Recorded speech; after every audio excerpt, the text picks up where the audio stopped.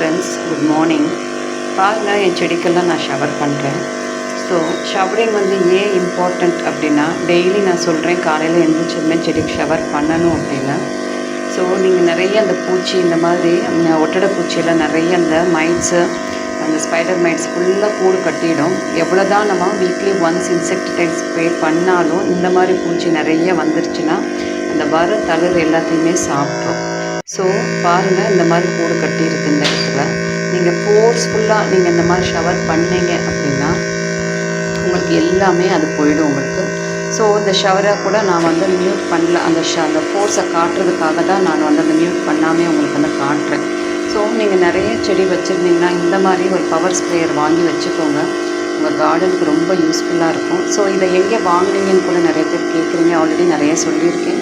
எல்லா அக்ரி ஷாப்ஸ்லையும் இது கிடைக்கும்ப்பா. Battery sprayer நம்ம கை வச்சுட்டு 1-2 செடிக்கு அதை பம்ப் பண்ணி நம்ம ஸ்ப்ரே பண்ணுறது ரொம்ப கஷ்டம்.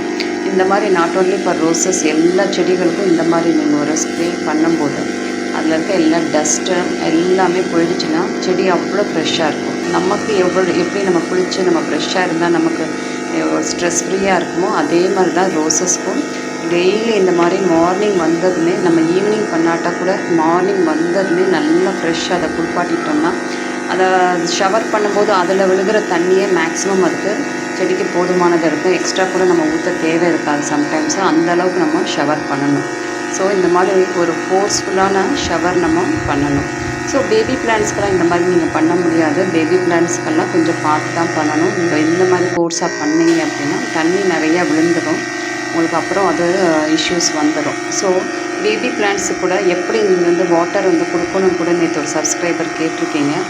வாட்டர் மேனேஜ்மெண்ட் ரொம்ப முக்கியம். நான் ஃபுல்லாக எப்பயுமே டெய்லி ஃபுல்லாக தண்ணி ஊற்றணுமா, நீங்கள் ஸ்ப்ரே மட்டும் பண்ணணுமான்னு எல்லாம் கேட்டிருக்காங்க. ஸோ நாளைக்கு அதை பற்றி டீட்டெயில்டாக நம்ம பார்க்கலாம்ப்பா. பேபி பிளான்ட்ஸ்க்கு எப்படி வாட்டர் வந்து நம்ம ஸ்ப்ரே பண்ணணும்னு பார்க்கலாம். இன்னும் நிறையா கொஸ்டின்ஸ் இருக்குது, ஒன்றுன்னா நம்ம டீட்டெயில்டாக பார்க்கலாம். Thank you friends.